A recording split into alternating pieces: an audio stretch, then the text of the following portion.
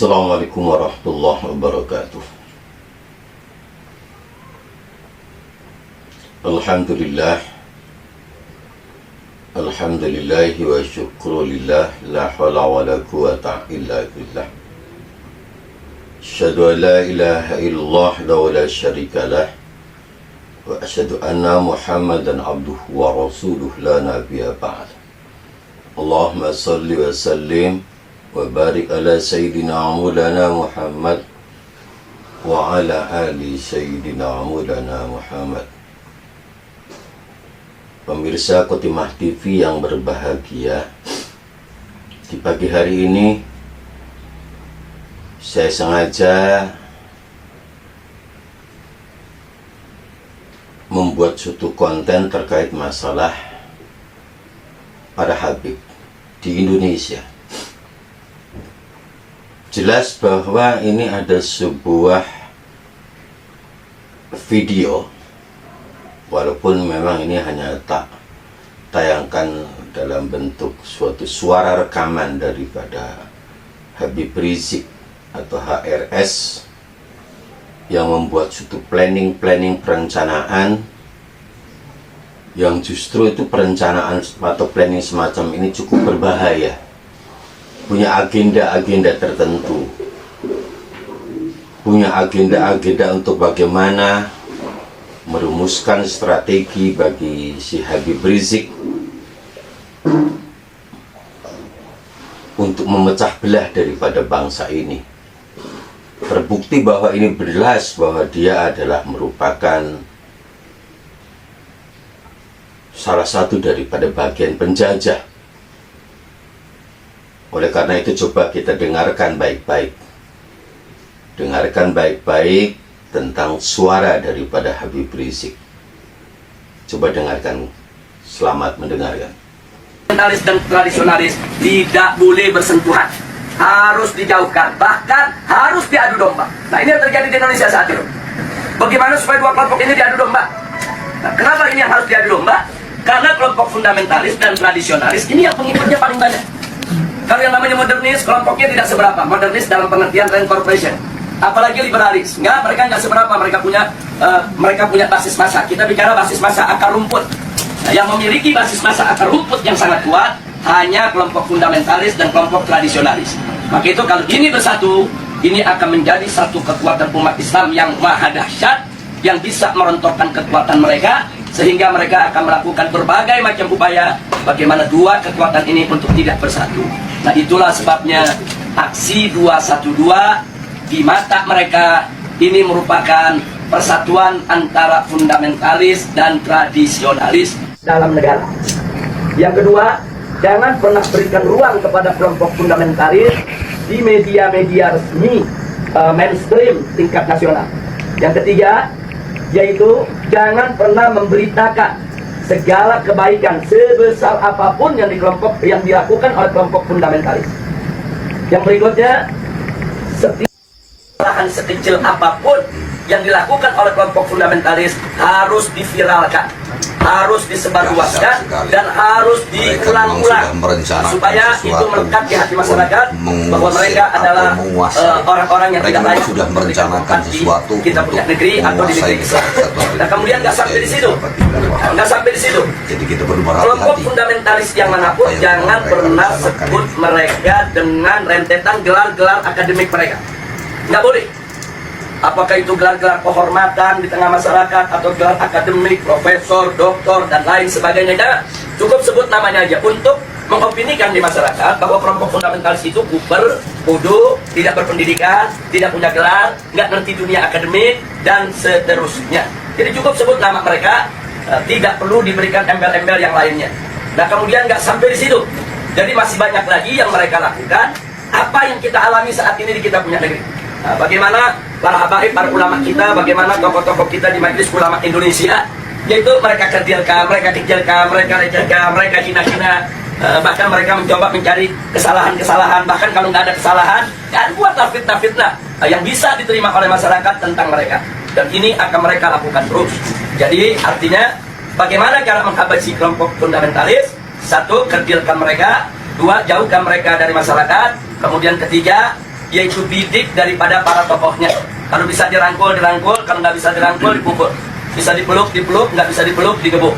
Nah, jadi ini yang mereka lakukan. Nah, baik, sekarang yang kedua. Lalu bagaimana dengan kelompok modernis? Kelompok modernis bagi mereka yaitu statusnya aman. Bagi mereka statusnya aman. Nah, aman, statusnya aman, sehingga perlu diberikan ruang. Diberikan ruang publik, diberikan ruang media, diberikan ruang dalam sistem pemerintahan, perlu didengar suaranya.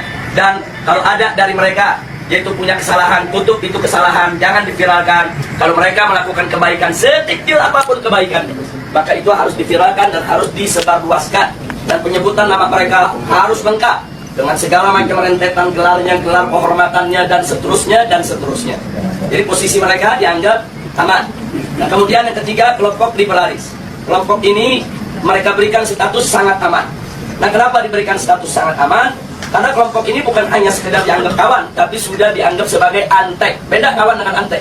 Kalau modernis itu masih kawan barat, tapi kalau sudah liberalis itu antek barat. Nah, jadi mereka sudah tidak ada nilai kritis sama sekali. Nah, tapi justru kelompok ini yang mereka besarkan. Kelompok ini harus dibesarkan di seluruh negeri-negeri Islam. Jadi bagaimana caranya kelompok ini bisa berkembang? Berikan ruang, berikan finansial, berikan tempat, berikan kesempatan di media, di TV, di radio, di surat kabar, dan lain sebagainya. Kemudian pendapat-pendapat mereka viralkan, seolah-olah itu merupakan pendapat daripada masyarakat Islam internasional dan seterusnya. Dan libatkan mereka, undang mereka kalau ada konferensi-konferensi internasional di mana saja, untuk lebih memantapkan posisi mereka di tengah masyarakat. Dan kalau mereka punya kejelekan, sejelek apapun, sebesar apapun, yaitu supaya disembunyikan. Jadi jangan kaget kalau tokoh-tokoh liberal di Indonesia ada di antara mereka yang menghamili sekretarisnya, yang memperkosa pegawainya, tidak pernah muncul di media. Jadi semua harus ditutup, tidak boleh. Tapi kalau mereka melakukan kebaikan sekecil apapun, maka kebaikan itu harus terus, yaitu dieksplorasi untuk kemudian diviralkan, disebarluaskan ke mana-mana. Nah, ini maka itu disebut ini kelompok status sangat aman. Yang terakhir, yang tradisionalis, kelompok ini masih diberikan status waspada. Loh, kenapa dikatakan waspada? Sebab kelompok ini, walaupun mereka bukan fundamentalis, tapi memiliki 3 ciri yang sama dengan fundamentalis. Sehingga kelompok ini harus diwaspadai. Kalau kelompok ini tidak dijaga, maka nanti kelompok ini setiap saat bisa berubah menjadi fundamentalis. Nah, maka itu usul mereka, kelompok yang keempat ini dijaga. Nah, maksudnya dijaga bagaimana? Satu, jangan kasih mereka berdekatan dengan kelompok fundamentalis. Sebab kalau kelompok tradisionalis dengan kelompok fundamentalis duduk bareng satu meja, satu kursi, mereka diskusi, maka kelompok tradisionalis berpotensi besar untuk berubah menjadi fundamentalis. Karena perbedaan mereka cuma sedikit, perbedaan mereka cuma perbedaan definisi ta'rif ad-demokratiyah. Itu aja yang mereka berbeda. Tapi dalam soal dukungan terhadap tatbikus syariah, dukungan terhadap igamatul khilafah, dukungan terhadap sikap kritis terhadap barat, sama. Nggak ada beda antara fundamentalis dengan tradisionalis. Mereka hanya berbeda di dalam mendefinisikan demokrasi. Yang satu mendefinisikan ya demokrasi bertentangan dengan hukum Allah sehingga harus ditangkal sama sekali. Yang satu lagi melihat bahwa demokrasi itu hanya satu cara yang kalau dibawa ke dalam ajaran Islam dia bisa Islami, kalau tidak, kalau dikeluarkan dari ajaran Islam dia bisa bertentangan dengan ajaran Islam. Hanya ini saja berbeda. Nah, kalau mereka duduk bareng diskusi, maka kelompok tradisionalis berpotensi besar berubah menjadi fundamentalis menurut mereka, menurut Rand Corporation. Maka itu fundamentalis dan tradisionalis tidak boleh bersentuhan, harus dijauhkan, bahkan harus diadu domba. Nah, ini yang terjadi di Indonesia saat ini. Bagaimana supaya dua kelompok ini diadu domba? Nah, kenapa ini yang harus diadu domba? Karena kelompok fundamentalis dan tradisionalis ini yang pengikutnya paling banyak. Kalau yang namanya modernis, kelompoknya tidak seberapa. Modernis dalam pengertian Rand Corporation. Apalagi liberalis, mereka nggak seberapa. Mereka punya basis massa. Kita bicara basis massa akar rumput. Nah, yang memiliki basis massa akar rumput yang sangat kuat hanya kelompok fundamentalis dan kelompok tradisionalis. Maka itu kalau ini bersatu, ini akan menjadi satu kekuatan umat Islam yang maha dahsyat, yang bisa merontokkan kekuatan mereka, sehingga mereka akan melakukan berbagai macam upaya bagaimana dua kekuatan ini untuk tidak bersatu. Nah, itulah sebabnya aksi 212 di mata mereka ini merupakan persatuan antara fundamentalis dan tradisionalis, dan mereka sangat panik, mereka sangat kalap, karena yang masuk dalam aksi 212 itu dari semua elemen umat Islam.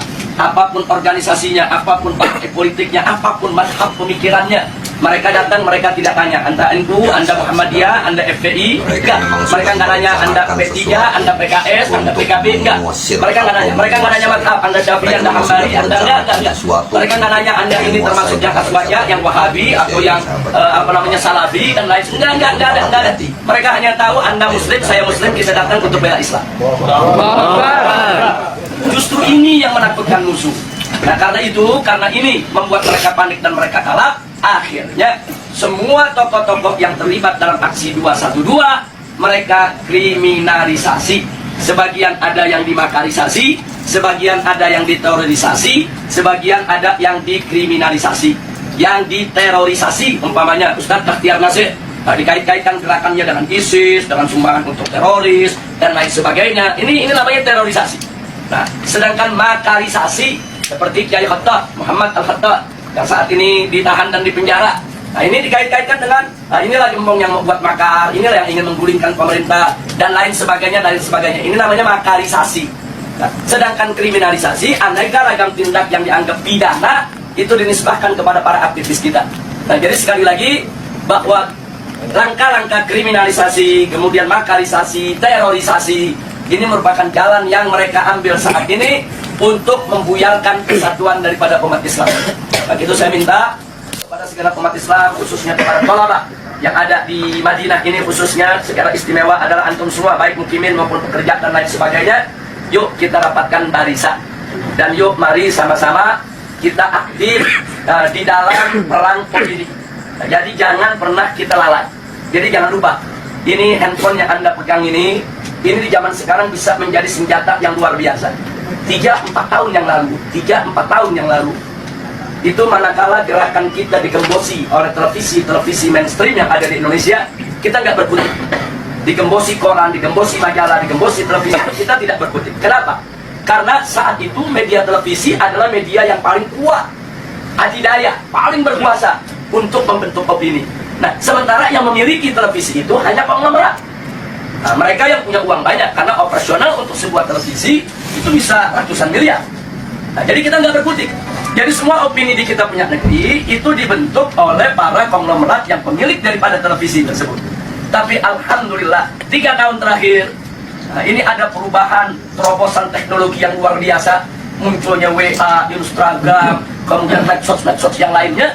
Ini membuat bahwa penguasaan opini tidak lagi didominasi oleh konglomerat. Bahkan masyarakat biasa cuma modal handphone, beli pulsa di Indonesia 5.000 perak, dia bisa bikin opini.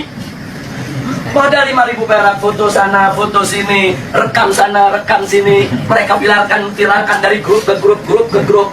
Bahkan kadang-kadang banyak orang mendapatkan berita lebih dulu dari WA ketimbang dari TV. Lebih dulu dari WA ketimbang dari radio. Lebih dulu dari WA ketimbang dari majalah dan koran. Nah, ini luar biasa. Artinya apa? Dalam kondisi yang seperti ini, alhamdulillah umat Islam ini pandai menggunakan kesempatan. Jadi kita lihat secara tidak direncanakan, tidak ada rapatnya, tidak ada musyawarahnya, tidak ada pendaftarannya, tahu-tahu muncul laskar cyber muslim.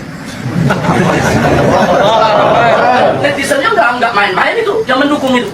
Itu kalau ada satu akun menyerang Islam, itu bisa ada jutaan akun menyerang balik kepada persatuan. Jadi artinya ini kan nggak ada kan kantor Laskar Cyber Muslim, nggak ada. Siapa pemimpinannya, ketua umum Laskar Cyber Muslim, nggak ada. Ini muncul begitu aja di dunia media. Tapi jangan lupa, justru Laskar inilah yang berjasa besar dalam setiap aksi bela Islam yang ada di Indonesia. Jadi mereka yang memviralkan berita, mereka yang buat pertahanan opini, mereka yang bentuk opini. Kalau ada opini-opini buruk terhadap para ulama, para kiai, mereka yang memendung, mereka yang hantam balik, dan seterusnya. Dan kekuatan mereka dahsyat. Itu kalau dihitung daripada frekuensi yang ada di dalam medsos, itu kekuatan netizen yang ada di Laskar Cyber Muslim ini lebih dari 2 juta orang. Jadi nggak main-main, mereka bisa bentuk opini. Nah, ini yang mesti kita jaga, ini yang mesti kita satukan. Nah, makanya di negeri kita, Indonesia, sekarang begitu mereka kalang kabut melihat serangan medsos, mulailah ada undang-undang untuk membatasi medsos, bikin aturan-aturan supaya medsos nggak sembarangan. Iya, karena mereka kalah. Kalau mereka menang, mereka nggak bikin aturan. Sama dengan kemarin di Jakarta, pada saat ada pilkada, begitu mereka kalah spanduk, KPU bikin aturan di putaran kedua tidak boleh ada spanduk karena udah kalah spanduk. Lo kenapa bisa kalah? Karena di masyarakat Jakarta secara sendiri-sendiri, bukan dibayar oleh calon gubernur, mereka bikin spanduk di mana-mana. Jadi spanduk calon yang seberang sana kalah banyak, akhirnya bikin aturan nggak boleh ada spanduk. Nah, jadi seperti itulah cara mereka. Pokoknya mana yang kira-kira merugikan mereka, mereka bikin aturan nggak ada. Jadi mereka berani berbuat curang secara terang-terangan. Jadi kalau pilpres sebelumnya ada serangan fajar, kemarin ini saya sebut bukan serangan fajar, tapi serangan barbar. Loh, kenapa saya sebut serangan barbar? Mereka nggak tanggung-tanggung nyerangnya pagi, siang, sore, malam, terang-terangan. Di Jakarta ada hujan sembako, banjir buit, luar biasa. Nah, jadi memang itu peristiwa luar biasa, tapi alhamdulillah Rabbuna yang surul muslimin.